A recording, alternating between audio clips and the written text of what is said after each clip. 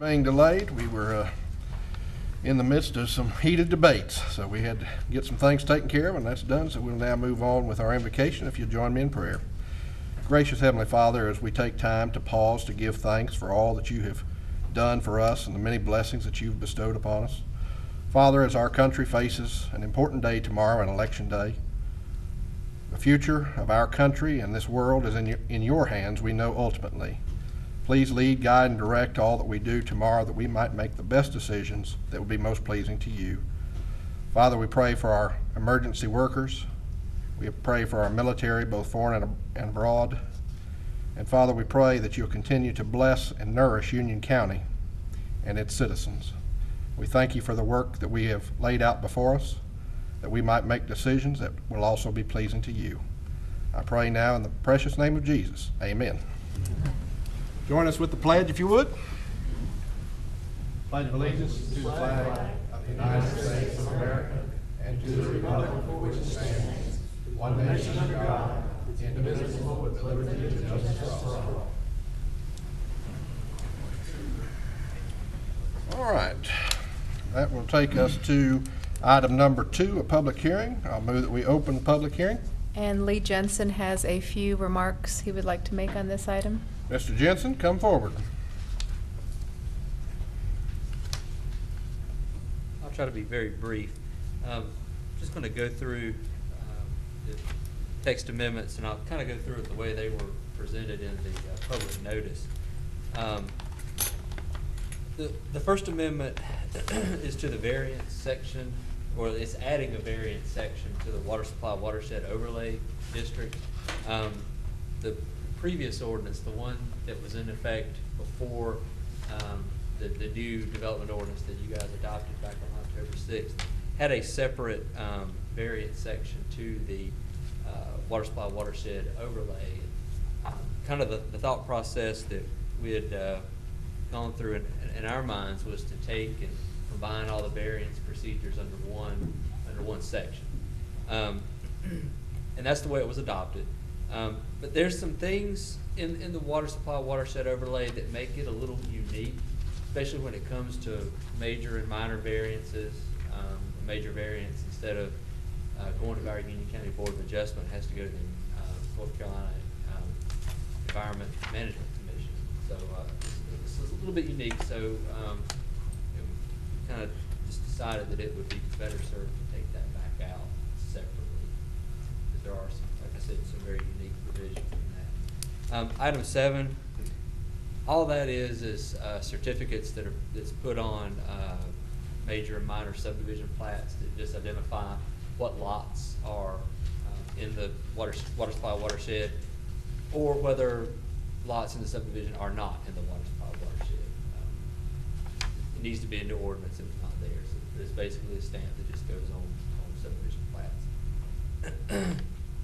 The next one's kind of is really the biggest one that you've got before you. Is the text amendment to the floodplain section.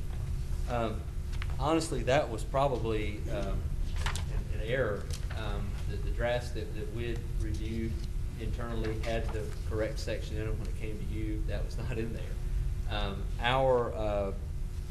The previous ordinance did not allow any development or building or fill material to be added to be done in the floodplain, unless it was for bona fide farm purposes, for lawns, gardens, parks, trails, recreation type activities, or essential services, which are very specific. They're water lines, sewer lines, electric utilities, roads, things that you have to have that tends to be in that flood area that you can't do unless a road has to cross the stream. Otherwise, we're all going to drive around in circles. But things that you have to have across the floodplain. Basically, what this is taking this to what it was in the old ordinance, which is honestly what it should have been when it was presented to you back on October 6th, but it was left out. The next few items are really minor in nature, but I'll sort of go through them pretty quickly here. These were some late comments we got to the ordinance from some of the state agencies, but we want to incorporate those into this text amendment as well.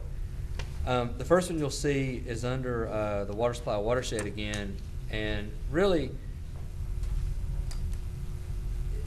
this is from the North Carolina Administrative Code. It talks about best management practices and how to handle stormwater facilities when you're developing projects in the water supply watershed. The ordinance before never really had a guide on how to go about building those facilities or what type of facilities to use. So it was really in staff and planning and in public works, I always tried to use our knowledge to come up with what we thought was the best solution, but sometimes that would put us in conflict with engineering firms that had a different solution. This basically references the North Carolina Administrative Code, which spells out these are the types of facilities that we would like to use. So it makes it very clear this is what we want to do, and it's based on a standard that's already in use by the state. So those are actually the first two changes. The next change is under the buffer requirements, and it's just under the allowable uses in the upland zone section. They wanted us to delete what we called minimal restrictions and say only the following uses are allowed in the upland zone. So it's really a minor change. It didn't really change what the ordinance meant. It just changed some wording, and that's really what the rest of these are, to be honest with you. The next ones are under the sunflower protection regulations. We had referenced the North Carolina Wildlife Resources Commission, and the state came back and said it's actually the North Carolina Department of Agriculture and Consumer Services Plant Protection Section Plant Conservation Programs. We're just making that change. And the other section is under the relocation requirements. So if you identify some sunflower species and you choose to mitigate that by relocating them somewhere else, we had asked that alternative location must be recommended by vegetation identification professional. State said, no, you don't need to worry about that. We'll just have it approved by the administrator and any other appropriate regulatory agencies, which means we'll send it to our folks at the state who are going to kind of look over this, and they'll approve that location as well. And those are really the extent of the changes that we're looking to make. All right, thank you, Mr. Jensen. Any questions for Mr. Jensen? No? All right, seeing that there was no one signed up to speak at the public hearing, I move that we close the public hearing. And that will take us to our informal comments. And lucky for you all here tonight, no one has signed up to speak. And that will bring us to our additions, deletions, and/or adoption of the agenda. Mr. Chairman, I ask that we add a closed session, preferably after probably item 9, which we can do the people's work, let those that have come go, and then perhaps an open session to take such action at that time.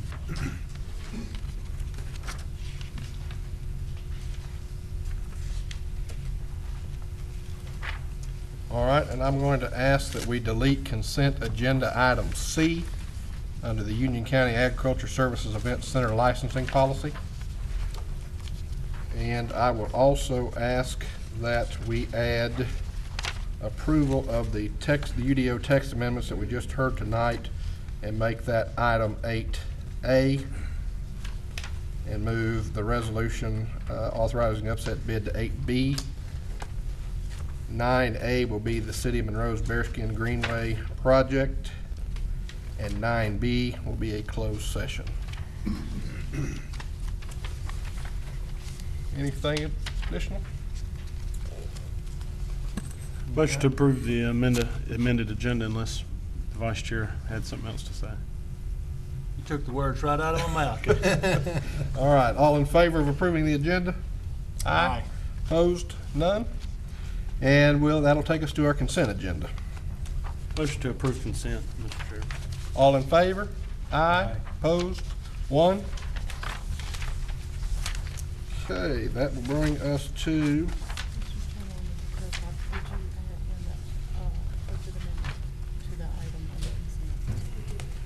Yeah. Okay, that will bring us to old business, the strategic plan initiative update. Commissioners, I think probably back in, was it March? We presented to you an update as to an initiative your leadership team had been working on as it related to a strategic initiative. At that point in time, we asked you to adopt a vision statement, at which time you did.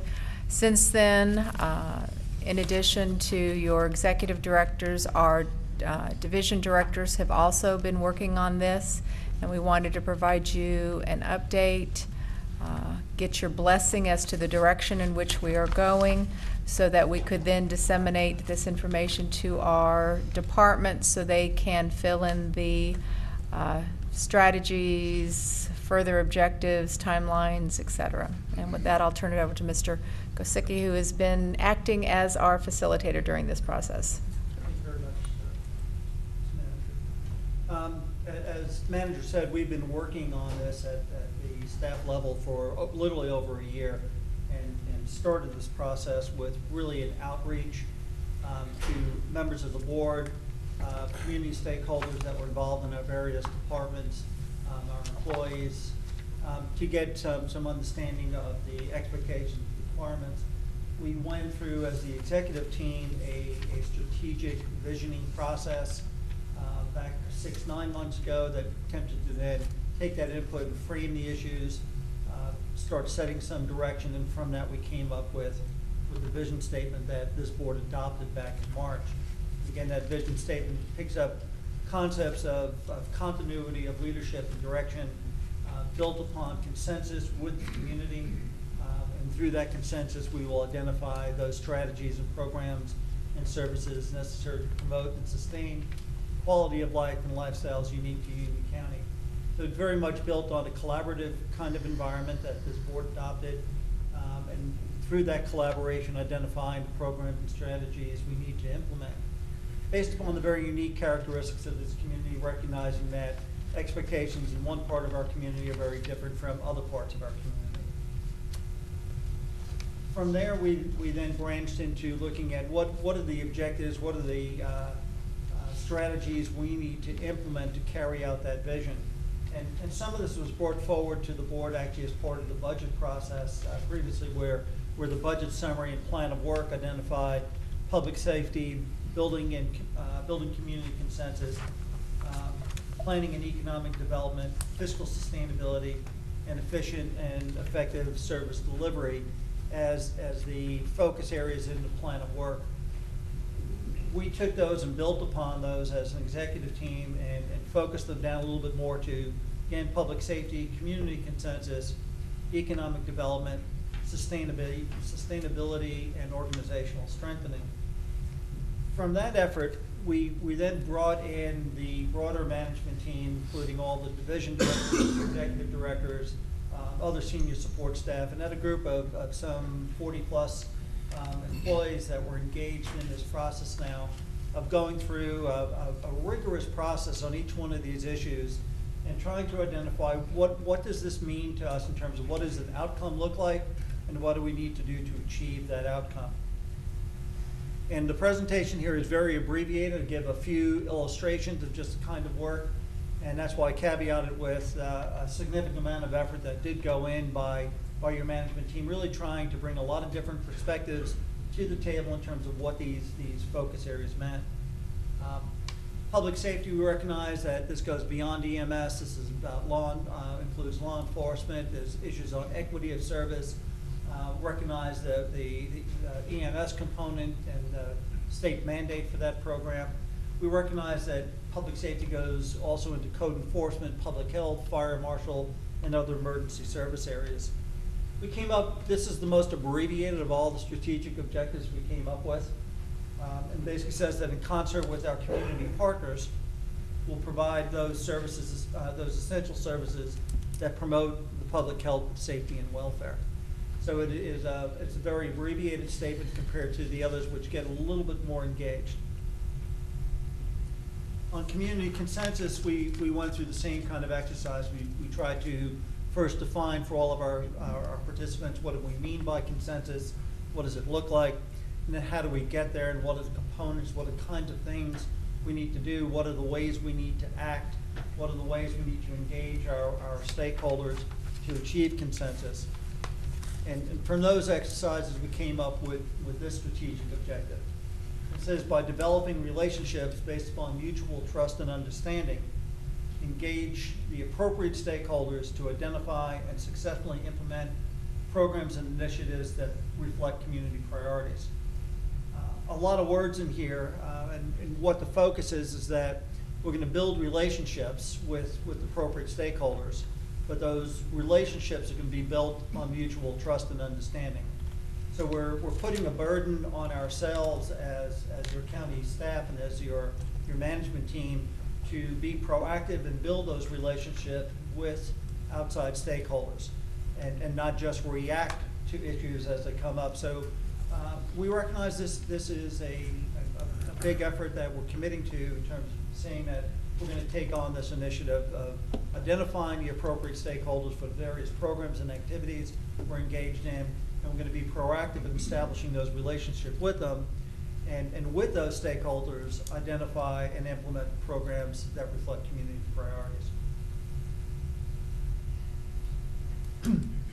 Economic development, we went through a similar exercise, again, trying to determine what is it that we mean by economic development. We talk about things like jobs, tax base, existing business, growing existing business, the role of infrastructure, playing to our strengths, how do we leverage off of what we're currently doing. And from that, we came up with a strategic objective. Again, there's some common terms that we'll run through each of these because these are all also built off of our vision. So it's through a common vision and direction, become a more business-friendly, economically vibrant, and sustainable community. And we're going to do that by fostering development of a qualified workforce and infrastructure capacity to support future and current economic sustainability and growth. Again, there's a lot of elements of being proactive in this regard in terms of common vision and direction, recognizing the need to become more business-friendly in our business practices that we as county government take on, fostering a qualified workforce, and that's throughout Union County. That's not Union County employee workforce development. This is county resident workforce development. And also bring in the element of infrastructure here. How do we develop infrastructure capacity, whether it's water, sewer, roads, power, gas, or other infrastructure that's necessary to promote and sustain economic development. Sustainability, we had a lot of discussion on sustainability in terms of what does that mean. This is one of the great buzzwords of management today. But we did come up with common themes that of setting service levels and expectations, east versus west, growth versus no growth. Pick the topic, recognizing we have diversity of expectations throughout the community. We need to set service levels based upon that diversity of expectations. We need to partner with municipalities and other entities to define what our role is as county government and what's the role of these other community partners in meeting these various service levels. We recognize the need to address protecting natural environment, whether it's in parks or other programs, that these are quality of life issues that also help sustain us. We recognize school funding issues and funding, and educating the community on the overall funding limitations of Union County and how that plays into our sustainability, and that we always need to be in a forecasting, proactive mode in this regard. And from that, we came up with this strategic objective that, again, through collaboration with community partners, we're going to foster an environment that promotes affordability of services, conservation of resources, and preservation of a high quality of life to support and enrich a diverse and productive population.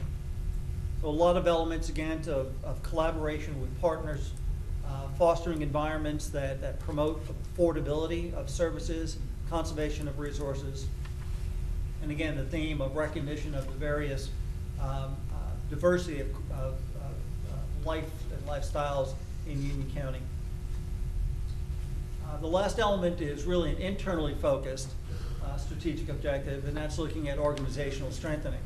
What do we do within Union County government to strengthen our organization and make us a more sustainable organization in the bigger realm of Union County as a geographic entity?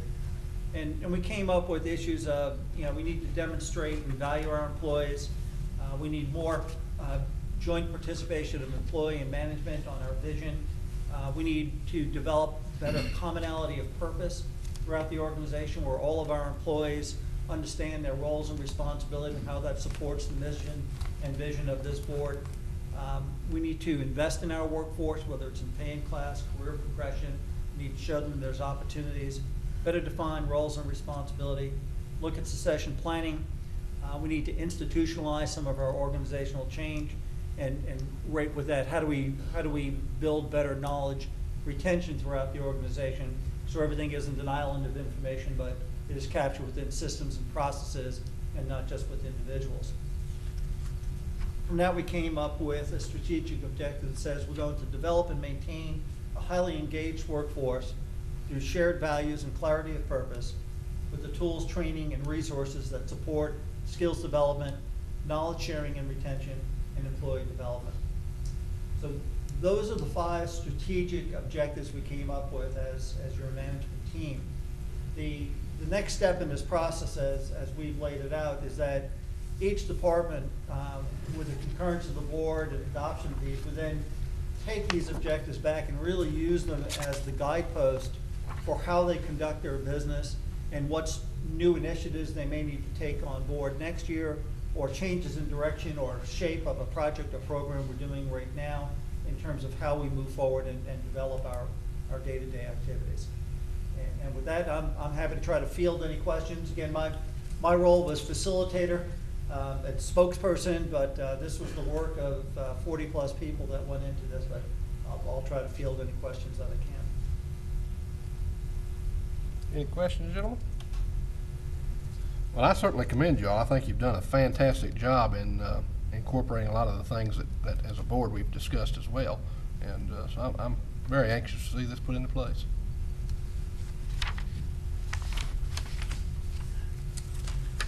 Mr. Chair, I move that we adopt the strategic objectives as presented by the county manager. All in favor? Aye. Opposed? None? Thank you very much. Appreciate all the work that went into that. All right, that will bring us to item number 7, the EMS update.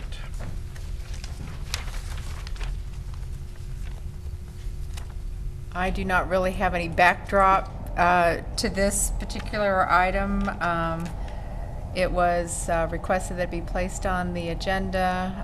I conveyed that to Mr. Helms, who serves on the working group, and I believe Mr. Blythe is here. All right, this Mr. Blythe, evening. why don't you come on up here and give us an update?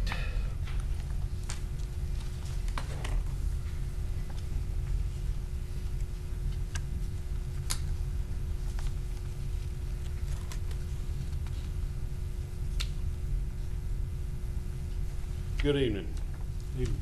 Chairman, Commissioners. First thing I would like to say is, thank y'all for the opportunity for establishing a EMS working group and allowing us the opportunity to compile all the data and look at what's a workable proposal for all the residents of the county. We held our first meeting October the 9th. We established some areas that needed to be looked at: current data, future metrics of the system, what will be measured and how will we do it, technology, and we formed subcommittees to look at all those. As y'all know, the working group is 18 people. So we branched off of that and formed subcommittees to take a look at all those different areas and come back to the working group and give recommendations on a weekly basis. Actually, we held 7 meetings a week, counting all the subcommittee meetings and a regular working group meeting.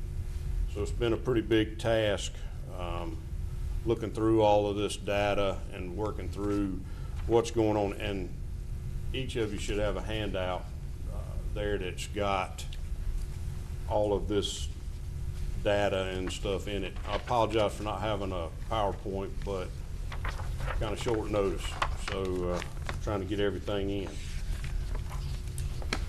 The current data group looked at everything from the CCOM numbers versus EMS toolkit. Sorry.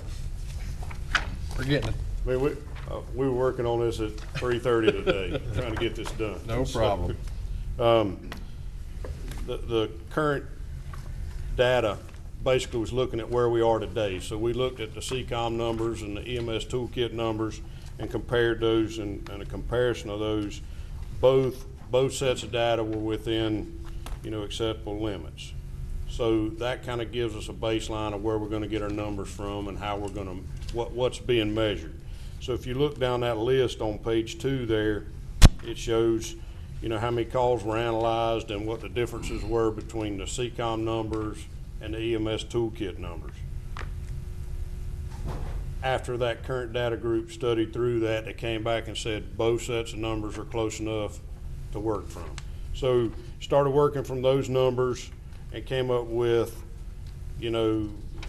where we are to give to the future metrics group so that they would be able to determine some baselines and some benchmarks from that. So you can see we looked at everything from response times, shoot times they like to call it, turnaround times at the hospital, total call times, total number of transports.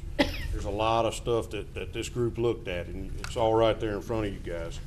And also looked at every ambulance that they have, the condition as they rated them, how many times they've been remounted, what they felt like needed to be replaced. And then we looked at staffing. The current data group looked at their staffing and how often each ambulance was staffed. That should be on the next page. And you can see how many people are scheduled to work, and then over on the far right side you can see the percentage of scheduled hours not worked, and that kind of gives us a baseline of what was availability for units, how many units they had available at any time.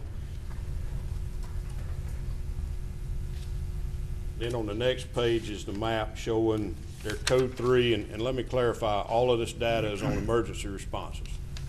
So we didn't really look at any of the non-emergency stuff because those numbers are really big. And so we're working off of the priority first, which is the code 3 responses. There's a map there depicting the data that they pulled up showing the different boxes in the county in that area, and that's straight out of the EMS toolkit that comes from the state. And then we had the future metrics group, which was established to look at where the model needed to go based off what the current data was. And they developed some performance standard. And that was, when we started looking at this thing and breaking it up into zones and doing all of that, the entire working group decided that they felt like we wanted to set out with the goal of having one response time to the entire county so that everybody was getting the same level of service. We realize that, some response times are going to be less based off if the ambulance is closer to you. So our goal was to set that one response time, and that was 14 minutes and 29 seconds. And what that encompasses is the turnout time or the shoot time and the travel time. And then there was performance goals that were set out of that group, and that takes a look at the shoot times, which is the dispatch to en route time, and had a benchmark of 90 seconds, 90% of emergency calls. The goal is to get to 60 seconds 90% of the time. Then we had paramedic skills retention, and you can read through all of those, what we're looking at there. Customer service patient satisfaction surveys and 95% overall favorable responses. Hospital turnaround times, they're important because hospital turnaround times are when they transport the patient to the hospital, EMS has to stay there. There's certain parts of their report that they have to do to get to the doctor at the exchange of the patient. So hospital turnaround times are getting units back into service so that we can keep our number of units in service up. And you'll see that the last one is unit availability, which says that we'll have a minimum available of 11 transport units during the daytime and 9 during the night, 90% of the time, by July the 1st of 2015. And the reason why that July 1st of 2015 is in there is because it's going to take that long for Union EMS to get the staff up to manage to keep 11 and 9.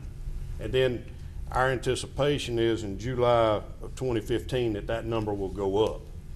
You know, if the plan is adopted, then that number will go up it will increase as they get their staff up and get their units, the newer units to come online.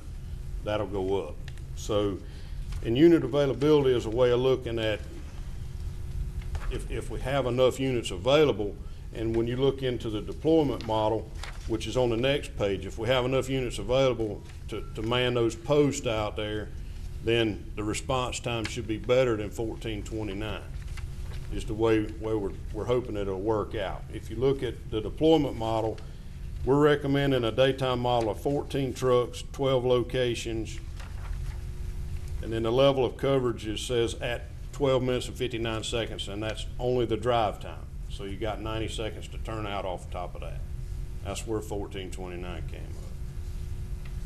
So if you look at that deployment model, there's the daytime map has 2 different colored dots on it. I'm not sure if Lynn did that in color or not. Mine's not in color either, so y'all's in color, okay, you're good. It's got 2 different colored dots, and I believe the yellow dots depict a post location or a pre-deployment post. And then there's blue dots, and those blue dots are predetermined move-up points. So as trucks go out, they'll move halfway to cover both areas. And that's how they're achieving that response time all over the whole county. And then the nighttime model is the same way. If you can see the dots on there, and what happens is there's a couple, the trucks that go off will be 11 trucks at 11 locations. So they have a couple trucks that go off at night, because if you look at the chart below that, that chart is actual demand by day and hour. That squiggly line across the top is 8 a.m. to 8 p.m. at the top, and then at the bottom is 8 p.m. to 8 a.m. and that depicts the demand on the system. And the graph on the left is the number of units that you'd have available. So you can see if we're at 14 and 11, we're going to be able to manage that at 100% for right now. Then the last committee was the technology subcommittee, and what they looked at was all the different things that they could do to improve both with the data side and the dispatch side. And the first thing that came up was AVL. Our AVL system that we have it works, but it's not really reliable. So they looked at doing a standalone AVL system. Then they wanted to do the monitoring software. Most of you remember when we were looking through this before, there was a lot of talk about OptiLive and First Watch programs. Well, what we found out through this working group is having our communications department involved in this technical data or technology committee is that most of that stuff is available to us on our CAD through the last CAD update that we just got in the previous year. So we had a lot of stuff and they actually worked with EMS and showed them what we had, and they were excited about seeing that. So what they came out of is to run both of those programs that are currently licensed by our communications department now through our CAD vendor. Positioning software. They talked about looking at the Marvelous. That's came up a lot. I know y'all have heard that software. And if we can get the AVL squared away, then they feel like they would be able to do that, this subcommittee felt like they would be able to do that through AVL without needing an additional program at this time. And then we'll be able to evaluate that better once we get this program up and running, so that later on, if that becomes an issue, then we'll know it. But initially, they're not recommending to do that. EMS Administrative Office connectivity. What they're wanting to do is put a direct line into the EMS base so that the supervisor on duty can get to those CAD programs I was talking about a while ago, to see what their numbers are, what their status is, and also be able to, a lot of the problem with technology when you're dealing with the hospital is, you got HIPAA, you got all these things, so they have a lot of firewalls in their computer systems. If we have to go through their systems, there's a delay. And I'm not a computer guy by any means, so that's the best I understand how that works, is it has to go through their system, and it causes the speed to be really slow. So hopefully what we want to do is put in a direct connect over there so that they'll have access to that CAD, and also be able to look at the AVL side, exactly what the dispatcher's looking at in the office over there. And then CAD record access. One of the things that's taken this hospital turnaround time, and some of the numbers are a little bit different between CCOM and the EMS side, is because they get those numbers on a printout, like their response times, dispatch time, en route time, and then they manually enter those into their report. So what this will do is it will automatically field all of those areas, the times, the address, and it'll keep them from having to sit there and type all that into the report, and hopefully help with the hospital turnaround times. Radio process for initial dispatch. They're looking at doing away with the tones and all that, all of the pagers and things. Through our 800 radio system, we have a program that they can hit a button over there and it'll activate just that radio. And so that's a initiative that we could do that would shave 5, 6, 7 seconds off of a dispatch. So it's not going to cost us anything. We can do that in-house. So that's a bonus. Automated voice dispatch. Automated voice dispatch is a computer system that it can send out multiple calls at one time, where if we do it through voice, we're having to put them in line by priority. So if we got 3 emergency calls at one time, they're going out in the order that they were received. With this, we would be able to put them all out at one time and not have that stack or wait to do the dispatch. And what we found out after we started looking at this, or the technology committee started looking at this, is right now the system is available, or parts of it is eligible for 911 funds. So what they're going to do is start looking at using 911 funds to start implementing the voice dispatch, automated voice dispatch. And that's a computer basically that it's always got the same voice over the radio. Doesn't matter what time of the day it is. It never gets mad. It's always the same. You can understand it. So, and that's a bonus too. And that's kind of where we're at right now. So what we got left to do is, I know the big question is cost. What's it going to cost?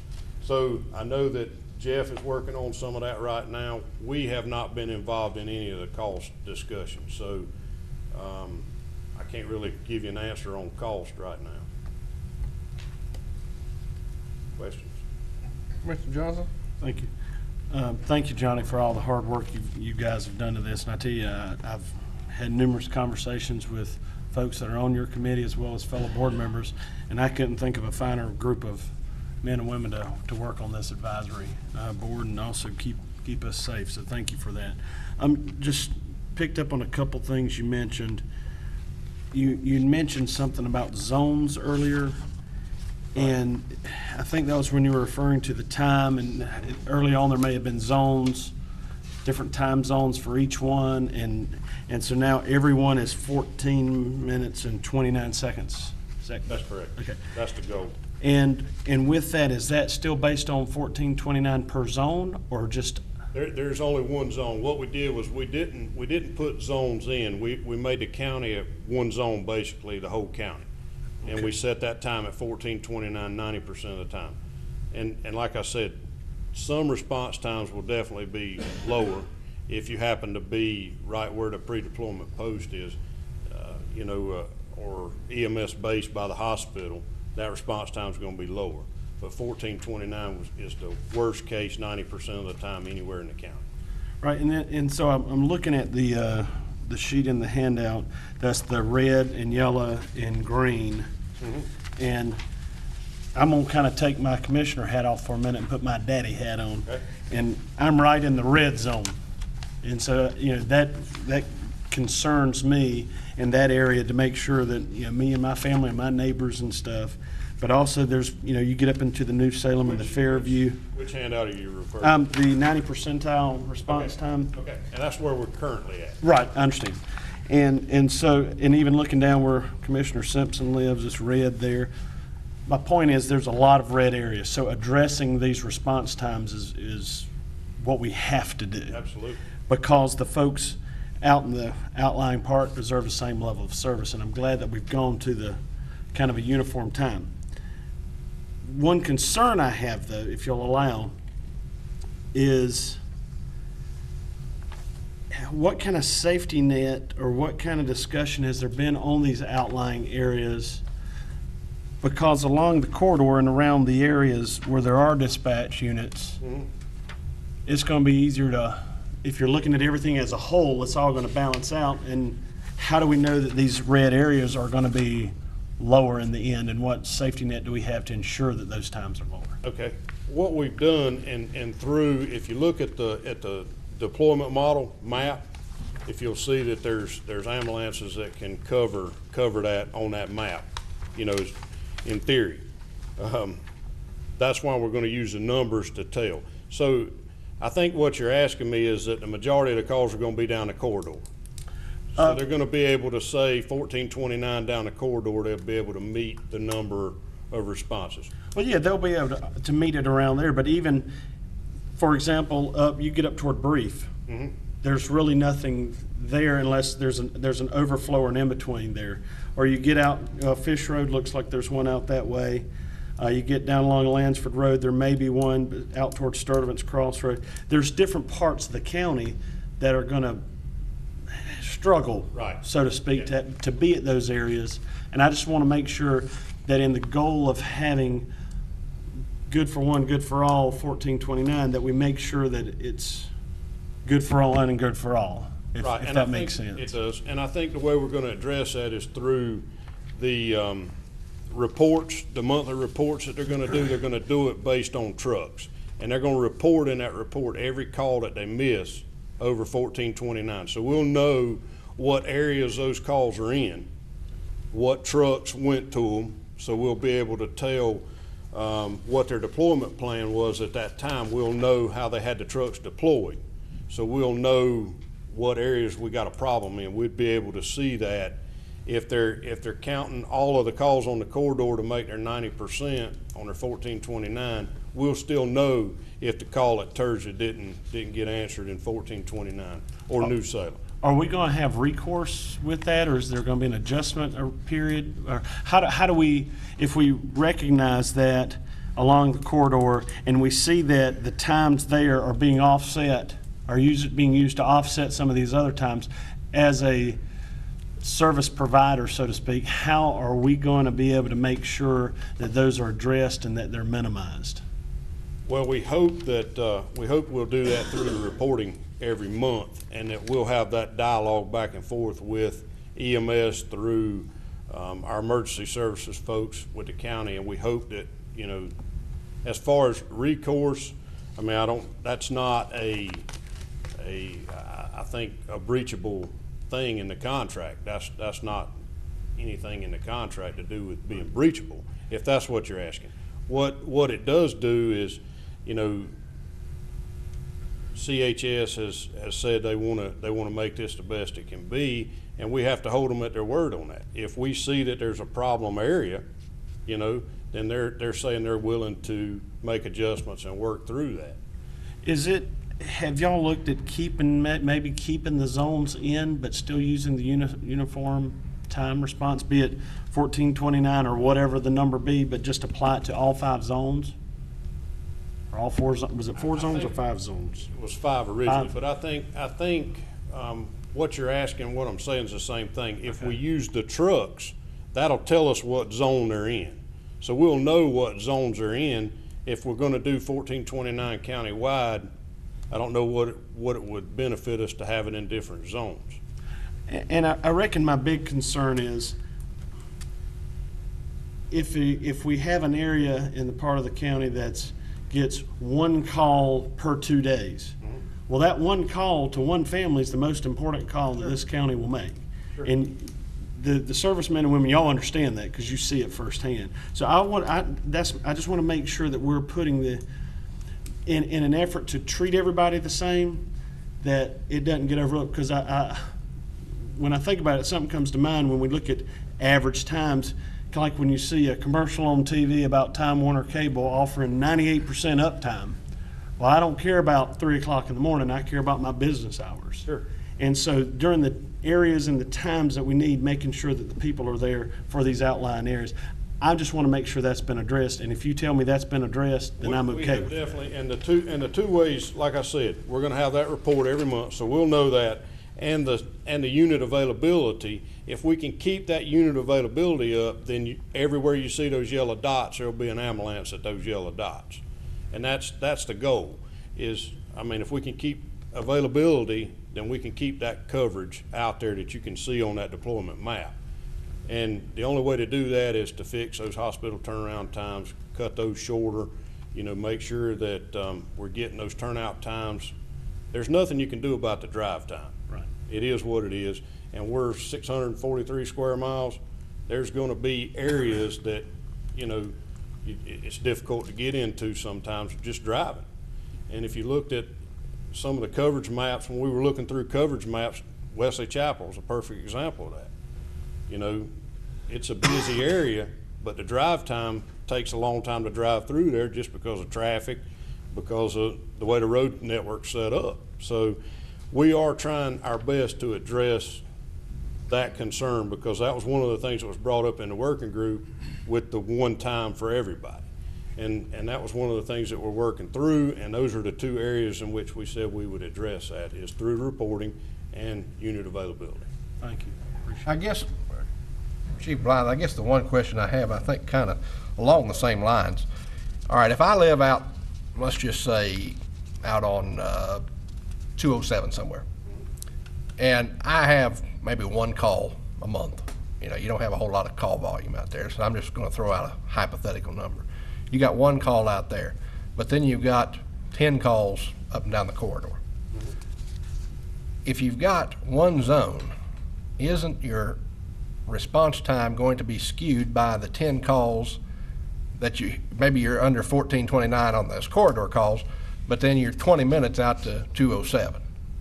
Statistically speaking, yes, and that's why Okay. I said we're gonna have these reports. So we'll see that call at 207, and then there'll be a question, how are you going, what happened Right. on this call? And I understand If- that. I guess if my our- question is, if you're going to do that and have these reports, how are we going to hold the provider accountable to ensure, because to Commissioner Johnson's point, if you only have 1 zone and I'm the provider, if my average is 1429 across the board, then I'm meeting the requirement.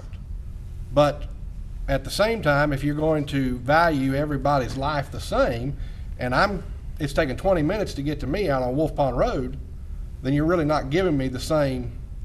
So I guess I'm a little confused as how you're going to do 1 zone, and as a provider, I don't get to say, well, I met your 90% mark because all of my calls on the corridor were for 1429. Never mind Joe Smith out there on Wolf Pond, who it took 20 or 25 minutes to get to. Right.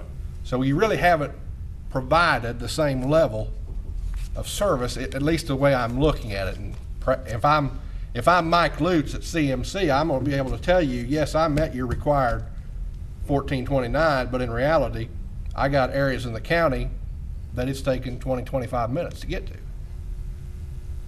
I don't know if it'd be 20 or 25 minutes, but if. Again, that's hypothetical. Yeah, and if, if we're able to keep that unit availability up, then we're saying that every bit of the county will be covered.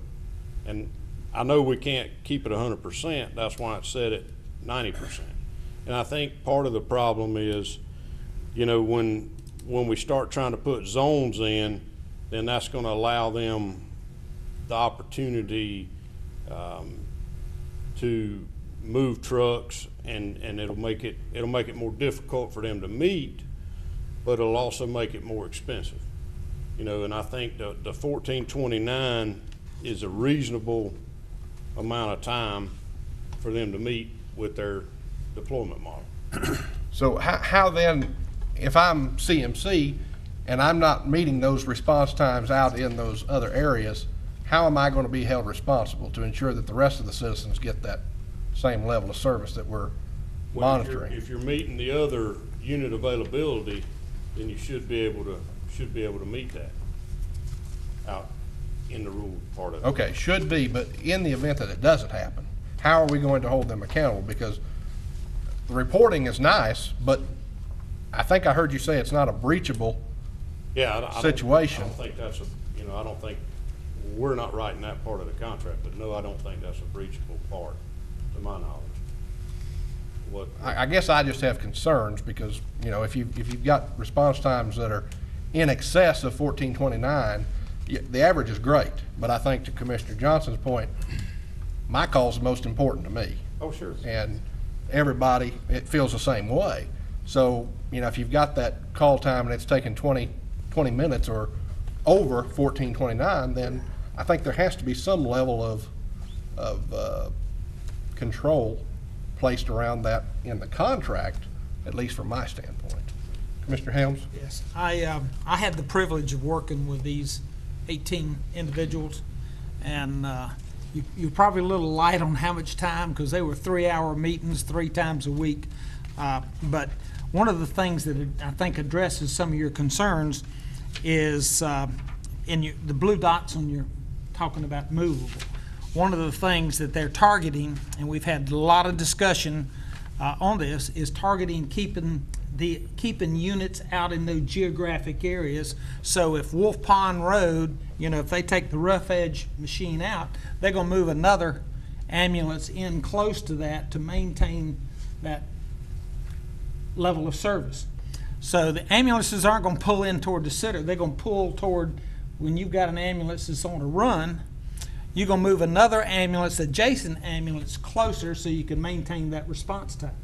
Another thing that we did is it looked at controlling, you look at your graph and that with the pulses of the day and night that you looked at, and it looks like you're not utilizing all your resources, but we focused on code 3s, and there's other work. Now, one of the other works is interfacility transfers. So what we did is put limitations on when they can do interfacility transfers based on what the availability of the ambulances we have in the county. So that also assists out in your New Salem area, keeping those vehicles out there, or keep the adjoining area closer to address that. I said there was a lot of thought put into this because we discussed the same issues that the commissioners brought up, and you can go look at the tapes where we discussed in detail how to make sure that we maintain that availability out in those remote locations to ensure that we gave all of our citizens the comparable response time. And yeah, if there's an ambulance sitting at the hospital, and there was a school bus yesterday that had an accident, or a bus had an accident the other day right there at the intersection of the hospital, yeah, I imagine the response time's gonna be pretty good there. But we tried to cover every aspect, and I found that the EMS group were clearly working in the same vein. We had in our metrics group, we had all parties represented from the hospital, the county, the fire departments, and EMS, and the synergy and the cooperation was phenomenal. The county would be proud that your emergency services are working that close to get to achieve this. So,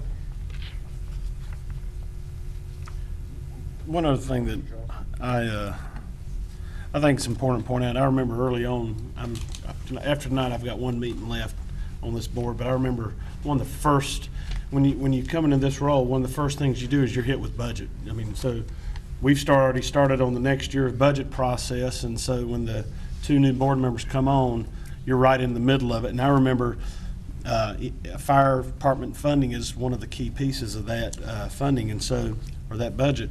And one thing that was brought up, and it may have been you, Chief, that brought it up, I don't remember, but it's resonated ever since. You may need an EMS vehicle or a fire truck somewhere where you don't live, because you're going to be driving. I may go to my cousin's house down in Wesley Chapel, and so I want to make sure wherever I go in the county that myself as well as my family are protected. And so it sounds like to me that at least the comprehensiveness of a plan into making sure that the level of service is more uniform across the county is kind of the path that's being taken. And I think it's ultimately important, because I reckon earlier I said something about where I lived.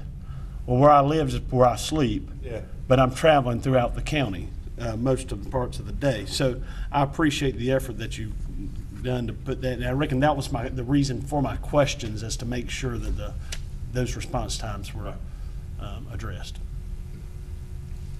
Mr. Thomas? Johnny, again, I want to echo the appreciation for the time spent, and I'm the one that benefited from the videos, so that's been very helpful, I know, for many people. And I don't know whether I wasn't paying attention during the video, bathroom break, or glazed over, but with respect to the performance goals, one or two of those I remember them being discussed, like the 95 percentile of favorable responses for the customer satisfaction. Is that an industry standard, or how do we come up with some of these numbers? All of this is pretty much industry standard? Yes. All right.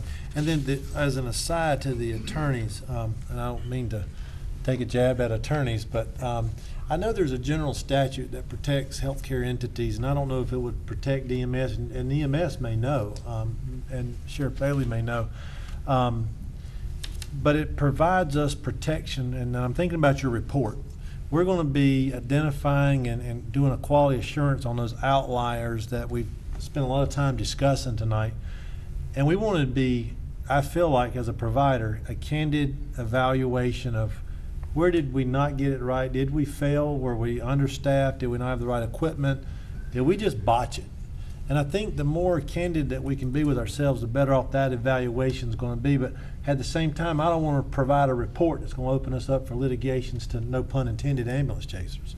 So can we look into see if there's any type of protection, and how, even if we provide something for the public, so be it. But I just think that if we're going to provide something, that we've got to be mindful of what we put out there, then we're probably not going to do it justice when it comes to a quality assurance. And when we kick this thing off, and we have these new measurables and a new methodology and new management, and obviously we're going to be retaining a lot of people, we need to be able to have some type of candid assessment of the system without fear of increased liability. So I'd like if the attorneys can. I certainly can't answer that. Well, I was going to try to get you off the hook on that one. So I just think it'd be nice to have, to know if we need some protections or the methodology that we can communicate this to ensure that it's going on, whether it's an internal document or something that's not part of the report to the BOCC, but know that it's being looked at extensively.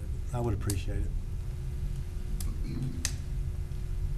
Chief Bly, we appreciate all your hard work on this. Any other direction in the way we're going? I mean, does it seem like? I like the direction you're going. You address my concerns. I guess the biggest concern that I have at this point in time is cost, because I've said many times sitting up here, this board has an obligation not only to the men and women that have the duty to protect us, but also to the citizens, that we are to provide you with the tools necessary. So I'd like to, hopefully see some numbers and stuff start coming together, and it sounds like we've got a great plan now. We just got to figure out what we can afford and move from there. Again, I just go back to that one zone. I'm a little hung up on that. I guess, if you can provide me with some level of comfort that we shouldn't have 4 zones, so that, because I'm not worried about CMC not fulfilling their obligation, but what if we have those situations where we have 20-minute response time or greater than 1429, and then there's nothing to hold the provider accountable? That's where I guess I just have a level of heartburn. Any other questions or comments? All right, thank you, Chief, we appreciate it.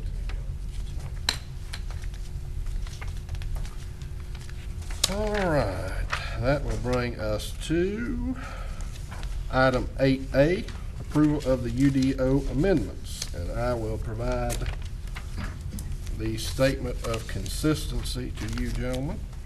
Thank you, sir. Uh-huh.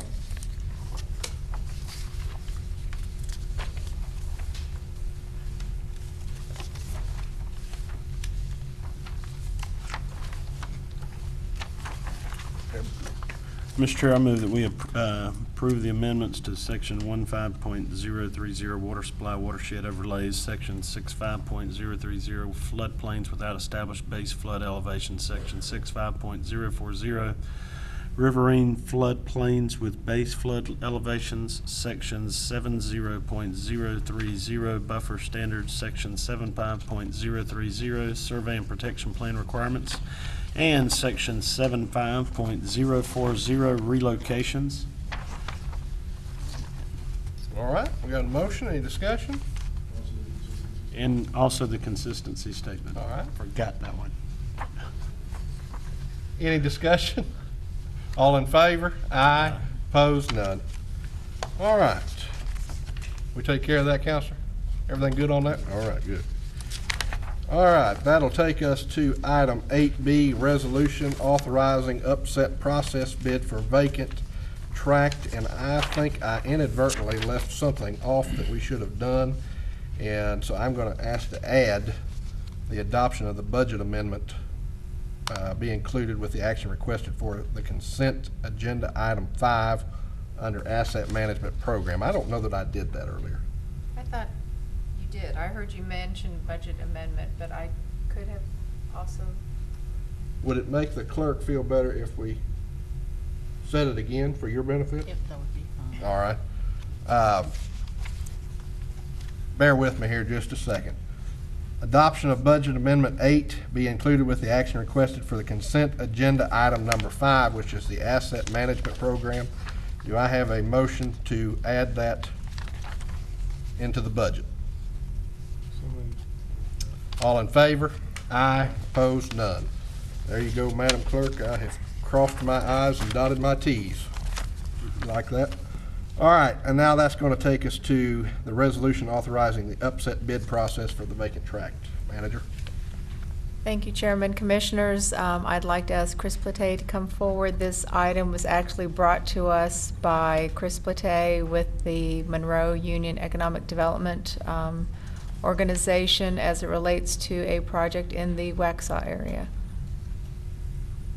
Good evening, Chairman Akins, Commissioners, Manager Toto. It's my pleasure to bring before you tonight this resolution. Our office has been working with Historic Ventures for over a year now.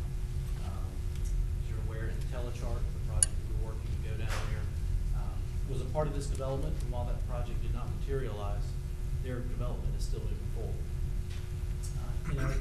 It is our charge to maximize the tax base. And it is reasonable to consider the sale of the well site, as it is known, to a developer. This puts the property back on the tax rolls and allows us to maximize development of the better property, the more developable property within their development, versus using good viable land for stormwater purposes, things like that. So the more developable land that we have, the more jobs we can create. The property is assessed at $48,000 as of January 1st, 2008. This is government-owned land, so it never had the private sector to come and challenge that assessment. So looking at that, looking at the topography of it, we believe that based on the appraisal that they have put forward, it's more likely the value in the private sector, given the situation. You're looking at 0.82 acres with a 30-foot drop in elevation from one end to the other. Plus, it has the old well site on the facility. So basically, there's very little value to anyone outside of someone outside of a stormwater purpose. So the market appraisal that was conducted by Historic Ventures had a range of 10,000 to 19,000 as the comps. This property came in at 15,000. The developer is offering $20,000, which is $1,000 higher than the highest comp, 5,000 over the value that was placed on the property in the market value. And so, given that, EDC staff feels in favor of this resolution to move forward to put this piece of property back on the tax rolls as part of what could be up to $40 million development in downtown Waxhaw. Any questions? Thank you, Mr. Forte. Mr. Chair, I'll make a motion we adopt the resolution authorizing the upset bid process for the sale of the vacant parcel of real property of approximately .82 acres near North Broad Street in Waxhaw. All right, got a motion, any discussion? Hearing none, I'll call for the vote. All in favor? Aye. Opposed? None? Thank you much. That will take us to item 9A. City of Monroe's Bearskin Creek Greenway Project concept and authorization for access to farmers market. Yes, I'd like, Marty Smith, our Community Services Director, has been working with the City of Monroe as part of their Trails program. I believe Ms. Smith is here this evening with representatives from the City of Monroe who will give you a brief overview of this particular project. In order for them to proceed forward in doing some preliminary work as it relates to the trails and as it relates to our farmers market, they are wanting some indication from the board this evening as to whether or not we are in agreement with this project. So, Okay. Marty, if you'd like to come forward. Good evening. Good evening. I'm sort of wearing two hats tonight. I'm wearing my Parks hat and my farmer's market hat, so this is a real pleasure. The City of Monroe is proposing a greenway project that, from what we have learned so far with the public input that we've gotten with our Parks Master Plan update, is a very popular subject, which is greenways. And greenways, to be valuable, need to connect things. And this project that they're proposing does connect properties that are owned by the city and also would connect the farmers market to those properties. And so wearing my Parks hat, it's a great opportunity for us to further the cause of greenways and the healthy aspects that they bring. And wearing my farmer's market hat, it gives us an opportunity to get more people on the farmer's market property to discover what we have to offer there. I would like to introduce our friends from the city who will be able to describe the project in better detail than I possibly could, and also to answer any questions that you might have. So we have Brian Bourne, who is the Assistant City Manager, Tanya Edwards, the Assistant Parks and Rec Director, and Jeff Derwart, the planner for the City of Monroe.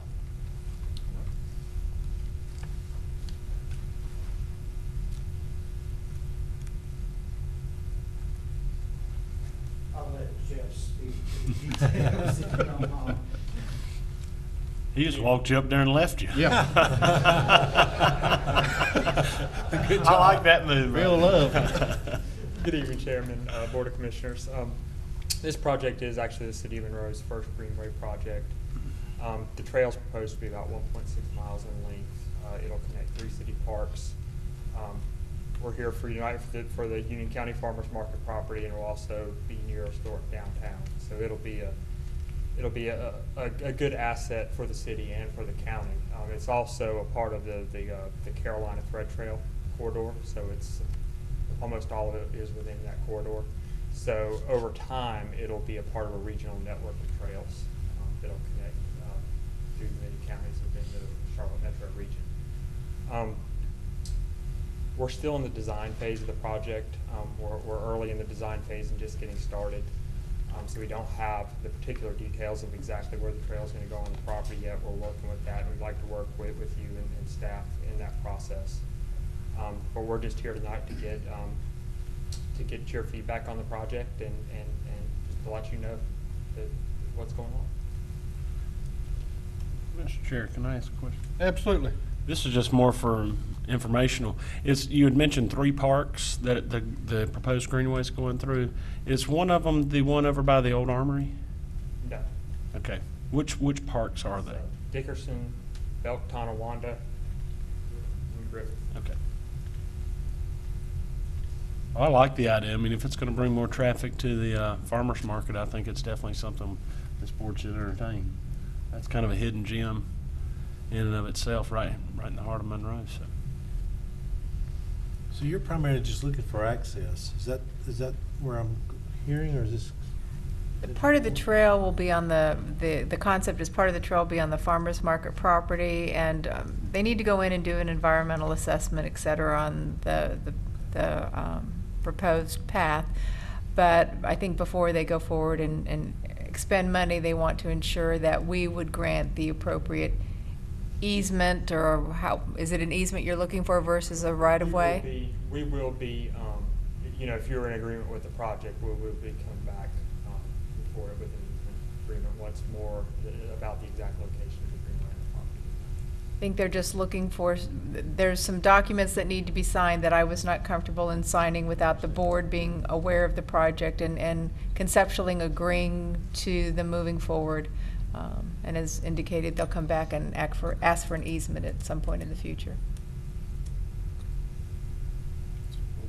What is our liability on this, if, Counselor?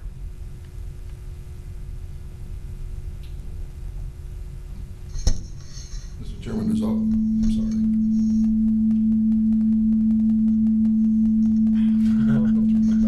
It might not be that important.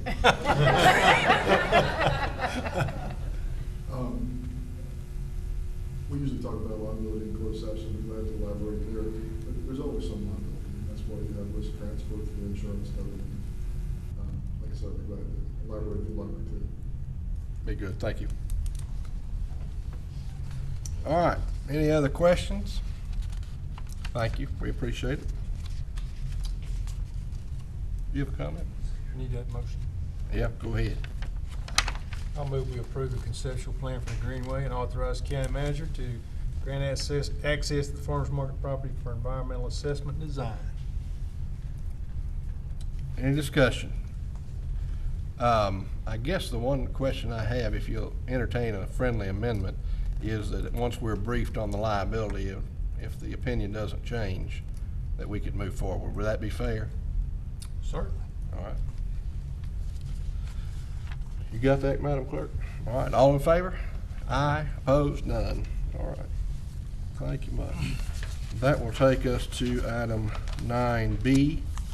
And I will move that the board go into closed session for the following purposes: to consult with an attorney in order to preserve the attorney-client privilege in accordance with GS 143-318-11A3, to consider the qualifications, competence, performance, character, fitness, conditions of employment, or condition of initial employment of an individual public officer or employee or prospective public officer or employee in accordance with GS 143-318-11A6, to establish or to instruct the public body staff on negotiating agents concerning the position to be taken by or on behalf of the public body in negotiating the amount of compensation and other material terms of an employment contract or proposal employment contract in accordance with GS 143-318-1A5. All in favor? Aye. Aye. Opposed? None.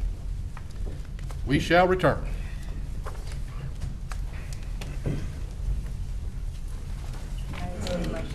Yeah, we don't need. Okay. Don't need you. Well, thank you. Well, I'm not sure.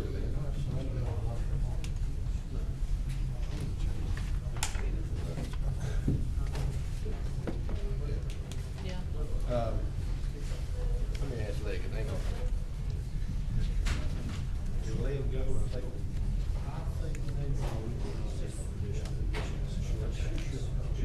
Madam Clerk, you will. Okay.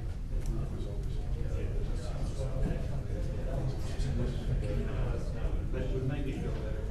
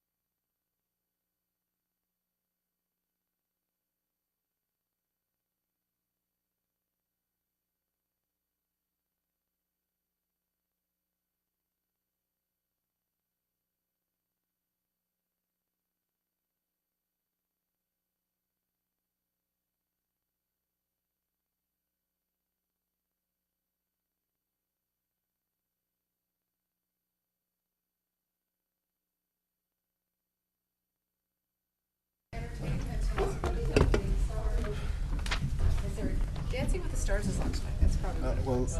there's a football game too, more importantly. Who's playing? Colts and the Giants.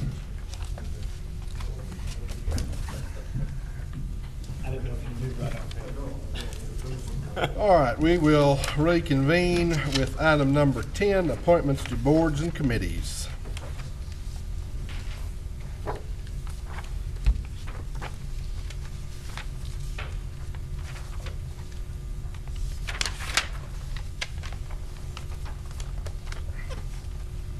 Who do we have? Who do we have? Where's that at?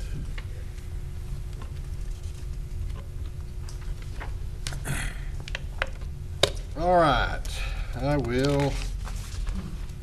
gotta read all these names? You need me to read all these names, Counselor? Okay, I will move that we nominate the individuals listed to the Local Emergency Planning Committee for appointment by the North Carolina Emergency Response Commission and reappoint Neil Spear as Chair of the Union County LEPC. All in favor? Aye. Opposed? None. All right.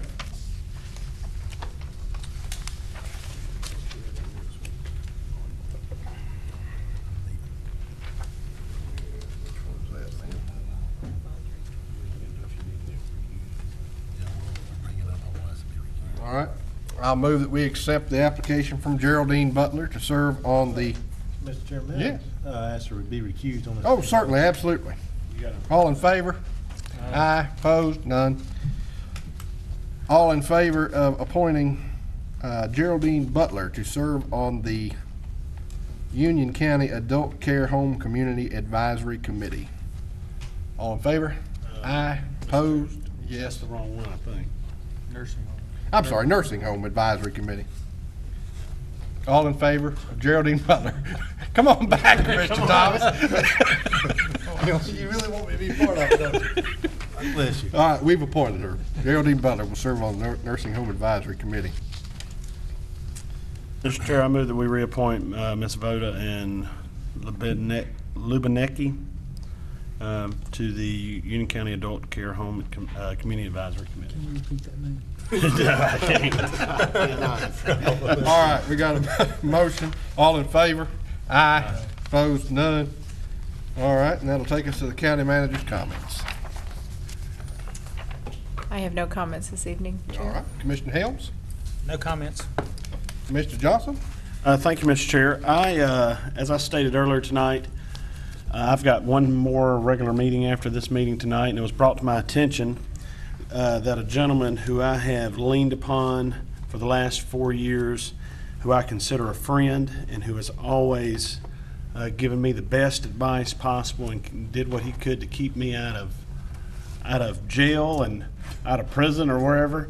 I know a couple of times we had some pretty tough issues, especially related with prayer, and I'm proud to say that I served with a board that took a stand for prayer, and Jeff has always given us the advice, not because that's what we wanted to hear, but because that was the prudent thing to do, and he stayed true to his profession and made sure that he always gave us sound advice. And Jeff, I'll miss being a part of the working with Union County, and I know we are a better place because you sit in that chair right there. So thank you for your service.